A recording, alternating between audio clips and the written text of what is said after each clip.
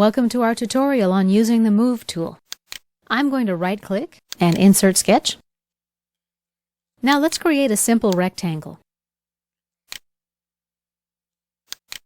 Okay. Let's exit the sketch, and now we'll create an extruded cut with the default values. Click OK. Let's go back to our sketch. Right-click, Edit Sketch.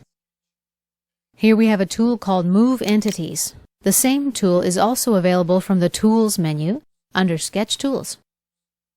Move. First, we need to select the entities that we want to move. I'm going to select all 4 entities. Now let's check Keep Relations. Next, we can use the From/To option, or we can simply enter the coordinates. The Repeat button lets us repeat this movement. If we use the From/To option, we can just simply grab the sketch and move and drop it. Clicking the Repeat button will move the sketch in the same direction and the same distance.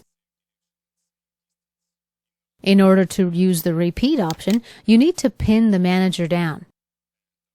When you're satisfied, click OK. Let's exit our sketch. Here is our slot in its new position. This concludes our tutorial on the Move command.